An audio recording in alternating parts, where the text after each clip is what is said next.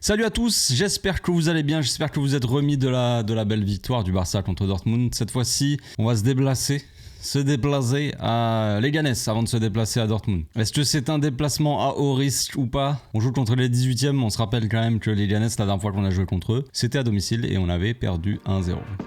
Avant match, c'est parti.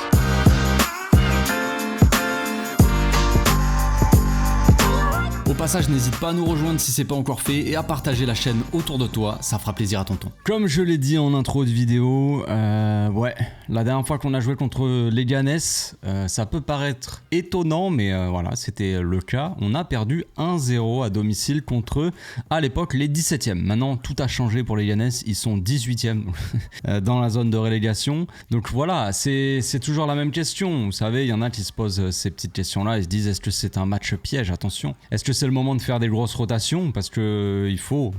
Quand on regarde un petit peu le calendrier, je vais vous partager un truc. Il y a un abonné, il m'a partagé ça sur Discord, je vais y arriver. D'ailleurs, si vous n'avez pas encore rejoint mon Discord, les amis, n'hésitez pas, le lien est dans la description de la vidéo. Il m'a dit de parler un peu du calendrier, des demi-finales potentielles, tout ça, par rapport au calendrier. J'ai dit, ouais, mais écoute, on n'est pas encore en demi-finale, donc je vais pas parler des demi-finales et tout, mais en gros, il m'a partagé un petit visu que je vais vous afficher là. Et il y a marqué, on a tous les matchs qui s'enchaînent. C'est vrai que ça s'enchaîne quasiment tous les 3-4 jours, jusqu'à quasiment la fin de la saison. Il doit y avoir peut-être 2 fois où on a une semaine de repos. Sinon, c'est des matchs tous les 3 jours. Il n'y a plus de trêve. Ouais, les matchs s'enchaînent, il y a la finale de Coupe du Roi, il y a le championnat, il y a la Ligue des Champions. Donc si jamais on se qualifie face à Dortmund, ce qui devrait normalement, on va toucher du bois, logiquement être le cas vu qu'on a gagné 4-0 à l'aller, même si ce n'est pas encore fait, clairement. Mais on est quand même bien parti pour aller en demi-finale, donc les matchs vont s'enchaîner jusqu'au bout.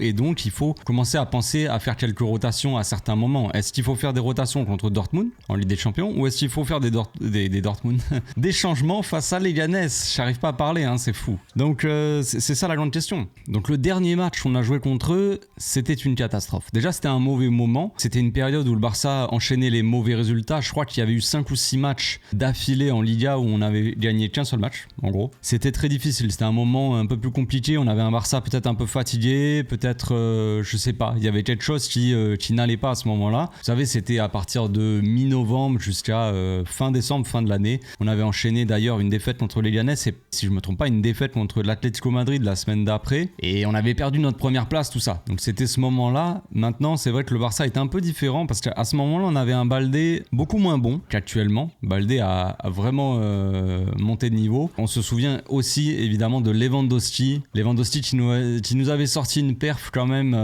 assez inquiétante, franchement. Il avait eu un face-à-face devant le gardien, devant les cages, il avait tiré sur le gardien. Il y a eu un Barça très dominant, mais qui a jamais réussi à trouver la solution en fait. En gros, si vous vous rappelez un petit peu du scénario du match, il y avait eu un but très tôt dans le match sur corner de Leganés, leur seule occasion du match quasiment, je crois. En tout cas, la plus grosse occasion qu'ils ont eue au bout de 5 minutes, ils ont mis un corner et après ils ont posé un gigabus. Donc il va falloir s'attendre à la même chose. Je pense que ça va pas être un match facile parce que déjà il est placé entre 2 matchs de Ligue des Champions, donc évidemment que le Barça a pas forcément la tête à ça. Enfin, sur le moment tu vas penser à ça, mais bon, il faut quand même gérer les joueurs, tu vas faire quelques rotations. Donc est-ce que si on fait souffler par exemple Lamine Yamal, qui est le plus gros danger on va dire pour les adversaires côté Barça, parce qu'il va provoquer, il va dribbler, donc il va potentiellement trouver des solutions face au bloc bas, face aux blocs qui sont regroupés devant la surface. Mais du coup, est-ce qu'il faut faire souffler Lamine? Je pense que oui. Il est sorti du match contre Dortmund là, et à la fin du match pour faire rentrer en dessous Fati, mais aussi parce qu'il était fatigué quand même. Ça se voit un peu, il enchaîne beaucoup, Lamine, il sort pas très souvent, et ouais, il enchaîne, donc il est fatigué, il y a la fatigue qui arrive, quoi. Pas que pour Lamine, pour beaucoup d'autres joueurs. Donc c'est pareil pour Baldé. Baldé, il joue beaucoup, là, dernièrement, il va peut-être falloir mettre le GOAT à sa place pour le faire souffler.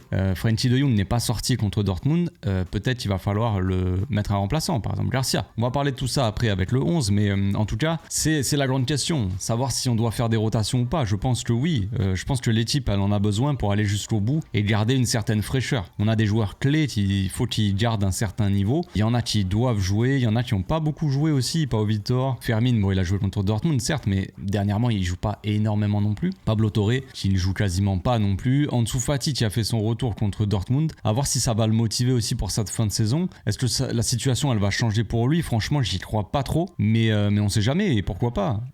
Après sa rentrée elle est pas forcément hyper positive je trouve. Moi il m'a pas laissé un bon sentiment quand je l'ai vu jouer. Maintenant c'est encourageant pour lui, tout ça c'est bien, je suis content pour lui, mais j'ai pas trouvé son entrée fantastique quoi. Mais peut-être que ça va l'encourager pour la suite, peut-être que ça va le motiver à montrer plus on va dire à son entraîneur pour que son entraîneur lui fasse confiance. Enfin bref, donc qu'est-ce qu'il faut faire face à cette équipe de Leganés qui est, même si elle est très abordable, elle est concrètement elle est plus ou moins éclataxe. Sur les 5 derniers matchs, ils sont à 3 défaites, 1 nul et une victoire. Je crois qu'il y a une défaite en Coupe d'Espagne si je ne m'abuse. Sinon, il me semble qu'il y avait 2 défaites, 2 nuls et une victoire sur les 5 derniers matchs de Liga. Dans mes souvenirs, j'ai regardé ça tout à l'heure. Donc voilà, c'est pas une équipe qui est très en forme. Ils n'ont pas gagné depuis la dernière fois qu'ils ont gagné, c'était contre Getafe, je crois d'ailleurs. Assez étonnant, hein. Leganés Getafe, ça doit être quand même un sacré spectacle, mais ils avaient gagné 1-0. Donc Leganés, c'est une équipe qui va pas forcément être très dangereuse sur notre but. C'est pas une équipe qui va marquer énormément de buts, on le sait. Logiquement, on n'a pas besoin d'avoir tous nos défenseurs centraux aussi titulaires. Peut-être qu'on peut faire un petit peu quelques rotations aussi là-dedans. Enfin, Ronald, il a fait une bonne entrée par exemple contre Dortmund. Il a joué un petit peu. Il joue pas énormément non plus en ce moment. Il peut très bien être titulaire sans problème face à cette équipe de Leganés. Surtout que la dernière fois qu'ils ont marqué un but contre nous, c'était sur corner. Et normalement, Ronald, sur corner, il est censé être bon. Même si la dernière fois, en Liga, la semaine dernière, était un peu fautif sur corner. Pour vous donner un peu un ordre d'idée, Leganés, c'est 30 matchs en Liga, 29 buts marqués. Donc c'est moins d'un but par match, enfin quasiment un but par match. Et buts encaissés, ils sont à 47. On va pas faire les stats du Barça, vous connaissez, hein, on a marqué énormément de buts. Mais voilà, c'est une équipe quand même qui encaisse pas mal de buts. Ça fait environ 1,6 buts par match. Ce qui n'est pas non plus énorme en soi. C'est pas comme s'ils encaissaient en moyenne plus de 2 buts par match. Mais ça encaisse. Ça encaisse quand même pas mal. Ils ont fait 8 clean sheets sur 30 matchs. C'est pas non plus... voilà, c'est une équipe qui encaisse régulièrement. Maintenant, contre le Barça, on sait que les Leganés, ils vont être beaucoup plus défensifs. On avait vu dans le scénario du match la dernière fois, ils avaient marqué. Ils avaient posé le bus. Il y avait un 5-4-1, les amis. 5 défenseurs, 4 milieux, un attaquant qui presse. Il va falloir une équipe peut-être assez offensive, ou en tout cas des joueurs qui jouent de manière assez offensive. C'est-à-dire que par exemple en défense, on n'a pas besoin d'avoir un Koundé trop bas et d'avoir 3 centraux. On n'a pas besoin d'avoir un Frenkie ou un Garcia ou peu importe qui va jouer en pivot. On n'a pas besoin qu'ils redescendent trop bas. Il y a un attaquant qui va presser. Pas besoin d'avoir 3 joueurs pour un attaquant qui presse. Tu as juste besoin d'avoir 2 centraux qui relancent. L'attaquant il va devoir presser entre les 2 centraux et puis c'est tout. Et si ça se trouve, l'attaquant il va même pas aller presser nos défenseurs centraux. Il va rester un petit peu essayer de bloquer la transmission de passe entre les défenseurs et le milieu, ça se trouve. Donc on n'a pas besoin d'être 40 derrière en gros. On a besoin vraiment d'occuper les espaces, d'étirer un maximum cette défense parce qu'il va y avoir beaucoup de densité dans l'axe. Donc que les latéraux soient très hauts, très écartés un maximum. Ils étirent vraiment cette défense et que comme ça les joueurs d'axe ils aient un peu plus de place pour s'exprimer, pour se faire des passes et tout ça quoi. Enfin bref, on va passer à la composition d'équipe les amis, c'est parti. Voici donc mon 11 pour le match contre Leganés, c'est magnifique.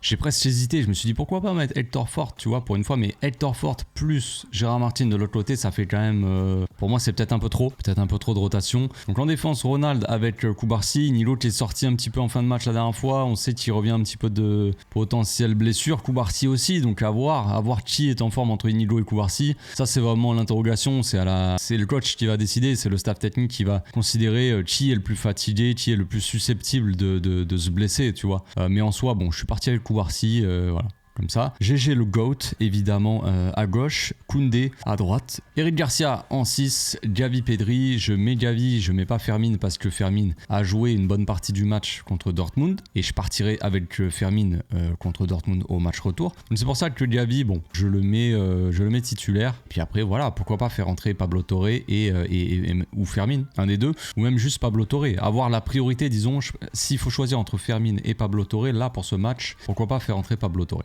Donc en attaque, Ferran, Lewandowski, Rafinha, pas de Lamine Yamal, donc ça va être le plus gros point négatif de cette rotation, c'est que si on met pas Lamine, même si je préfère faire souffler Lamine, si on le met pas, on aura notre danger numéro 1 qui ne sera pas là pour essayer de percer ce gigabus. Mais il faut faire des choix, pour le bien du Barça, de l'équipe et le bien de la saison, sur la saison en général, sur le long terme. Donc c'est pour ça que je préfère mettre Rafinha. Pourquoi pas faire rentrer Lamine en cours de match, évidemment. Pourquoi pas faire rentrer Pau Vitor ou Ansu Fati, à voir. Bon, je sais pas. Pau Vitor, il a pas beaucoup joué non plus.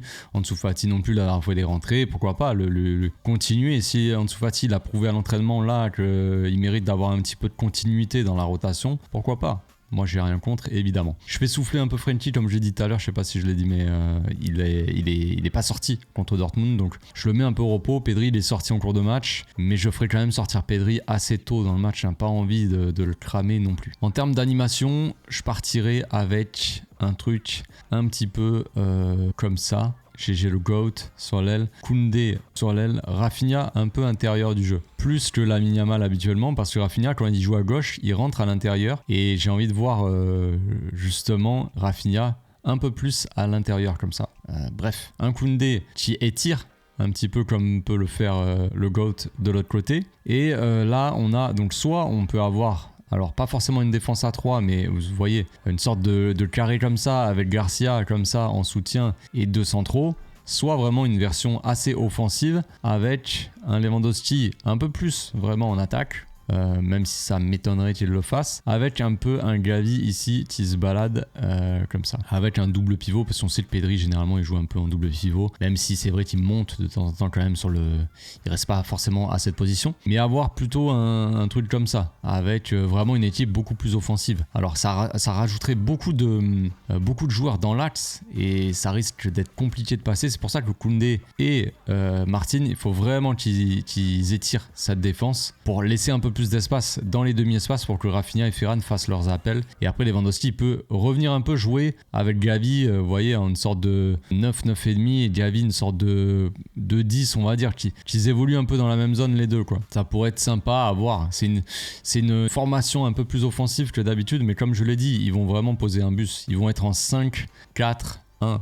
Donc pas besoin de Garcia en soi qui reste comme ça par exemple, ou que Koundé soit là. Il n'y a pas vraiment besoin de ça. Pas besoin de ça parce que il y aura qu'un attaquant qui va presser nos défenseurs. Voilà, je sais pas ce que vous pensez de la compo. Ça me paraît être correct en termes de rotation. Faut en faire quand même quelques-unes. Et puis en cours de match aussi évidemment. Voilà, que dire d'autre? Que dire de plus, mis à part qu'on espère que le Barça va prolonger notre bonheur, continuer à gagner ou à ne pas perdre en tout cas.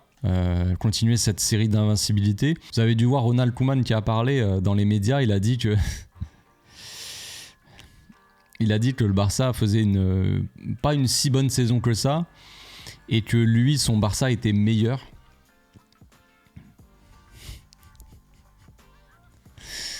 Bref, on peut s'arrêter là-dessus, je vais aller mourir de rire là-bas. Donc à demain les amis, on se retrouve pour le live d'avant-match, 1 heure avant le match et ensuite pour le débrief. D'ici là, portez-vous bien, passez une excellente journée, un excellent week-end. Ciao.